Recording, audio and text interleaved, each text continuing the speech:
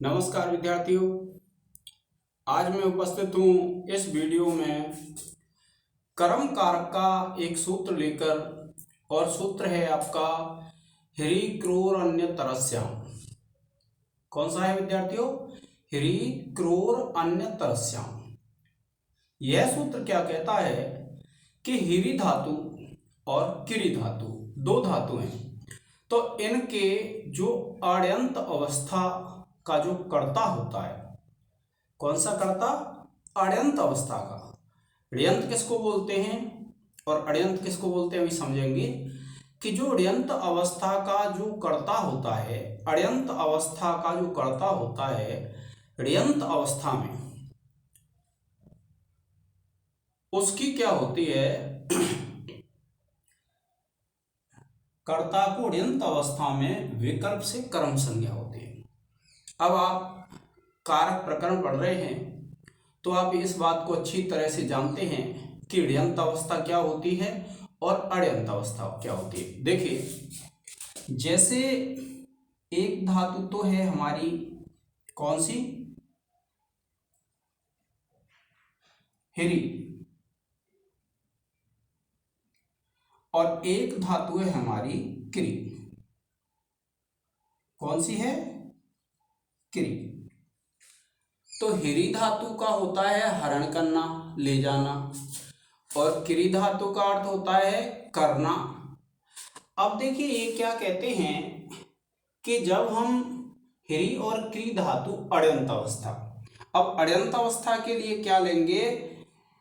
जिसमें ऋयंत नहीं हो। अब देखिए, ऋयंत नहीं हो तो देखिए, जब आप ह्री धातु में ऋच प्रत्यय लगा देंगे तो ये कहलाता है आपका ऋयंत। ठीक है। ऐसे ही क्री धातु में आप ऋच प्रत्यय लगा देंगे तो ये भी ऋयंत हो जाएगा। अर्थात जिसके अंत में ऋच प्रत्यय लगा हो उसको कहते हैं हम ऋयंत। और जब ये ऋयंत होगी तो इसका रूप बनेगा हारयति, और इसका रूप बनेगा कारयति। ठीक है विद्यार्थियों, हारयति और कारयति। अब अगर हम इसको अण्यंत कहें तो बन जाएगा आपका हरति, यानी अण्यंत अवस्था जो होगी वो क्या होगा? इसका रूप बनेगा हारति, और इसका अण्यंत अवस्था में बनेगा आपका करोति। कौन सा बनेगा? करोति।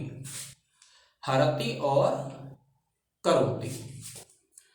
अब देखिए, हरति और जो करोति बनेगा, अब इसने सूत्र ने क्या कहा कि ह्री और क्री जो धातु हैं उनके अण्यंत अवस्था के कर्ता। अण्यंत कौन सा है? हरति और करोति। अब इसका अगर हम वाक्य बनाते हैं तो एक वाक्य बनेगा कि भृत्यः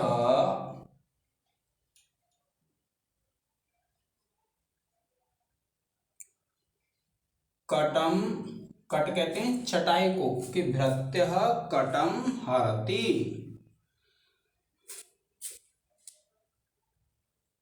यह वाक्य हो गया आपका, और इसका अर्थ होगा नौकर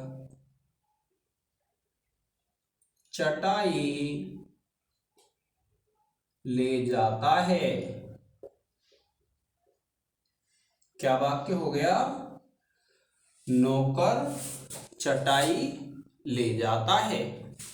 इसी प्रकार जब आप आगे बढ़ेंगे विद्यार्थियों तो देखिए, ये इसमें होगा भृत्यः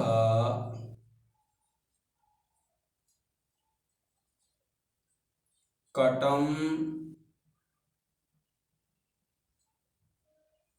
करोति। और इसका अर्थ हो जाएगा आपका नौकर चटाई बनाता है। ठीक है, यह तो क्या हो गया आपका अण्यंत अवस्था का कर्ता। अब बात आई है कि जब ये ऋयंत अवस्था में आ जाए, अर्थात जब णिच प्रत्यय लग करके रूप हारयति और कारयति बन जाए, तो इसका जो कर्ता होगा, कर्ता यहां पर कौन है, भृत्य।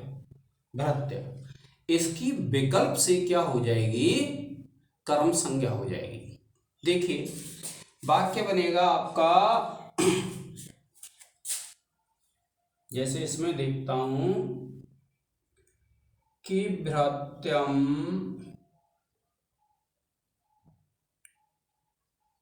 भृत्येन वा कटम हारयति। इसका जो अर्थ है वो विद्यार्थियों क्या है कि नौकर चटाई ले जाता है, अर्थात नौकर से चटाई ढुलवाता है। क्यों, क्योंकि जो णिच प्रत्यय होता है वह णिच प्रत्यय प्रेरणार्थ में आता है। आपने पढ़ा है हेतु मति च जो सूत्र है उससे जो णिच प्रत्यय आएगा विद्यार्थियों वह किस में आएगा, प्रेरणा अर्थ में आएगा। और प्रेरणा अर्थ में आएगा तो नौकर से चटाई ढुलवाता है। अब देखिए ये तो हो गई विकल्प से कर्म संज्ञा। आपको पता है कर्म संज्ञा जिसकी भी होती है कर्मणि द्वितीय सूत्र होता है, उससे उसमें द्वितीय विभक्ति आ जाती है। और यहाँ पक्ष में है तो पक्ष में है आपको पता है तृतीय विभक्ति लगी हुई है, और जहाँ पर तृतीय विभक्ति लगी रहती है विद्यार्थियों वहाँ करण कारक होता है।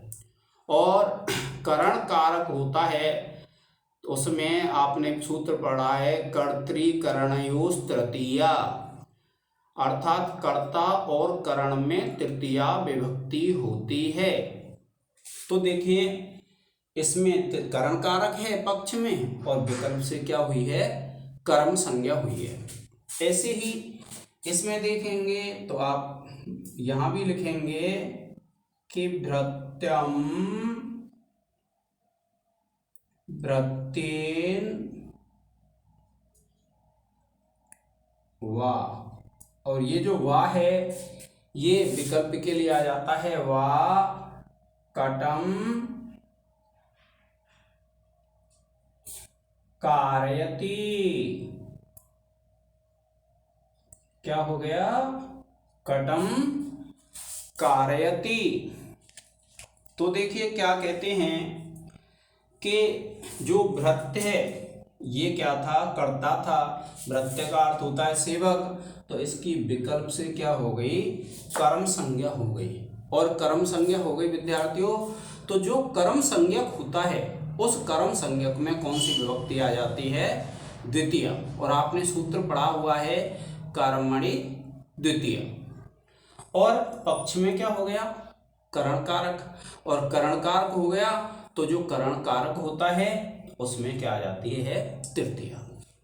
तो आप इस सूत्र की व्याख्या लिखने के बाद, इतना लिखने के बाद फिर आप लिखेंगे, ये उदाहरण लिख लेंगे दोनों और फिर लिखेंगे इस उदाहरण में प्रकृत सूत्र से, प्रकृत कौन सा होता है जिसको हम पढ़ रहे हैं, उस सूत्र से भृत्य कर्ता की विकल्प से कर्म संज्ञा होती है और कर्मणि द्वितीय सूत्र से उसमें द्वितीय विभक्ति लगती है। इतना लिखने के बाद विद्यार्थियों आपकी व्याख्या पूर्ण हो जाएगी। आप इसका एक स्क्रीनशॉट ले लें, फिर उसके बाद में दूसरा सूत्र पढ़ूंगा।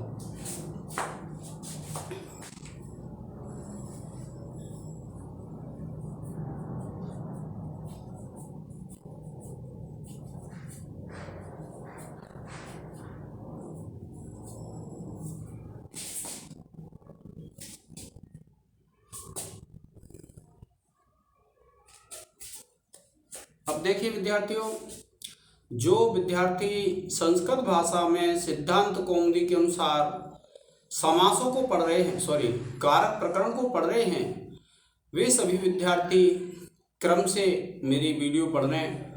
उनको अध्ययन में कोई भी समस्या नहीं आएगी। और अगर फिर भी कोई समस्या आती है तो आप मेरे कमेंट्स बॉक्स में लिखें, मैं आपकी समस्या का शीघ्रातिशीघ्र समाधान करूंगा। जय हिंद, जय भारत।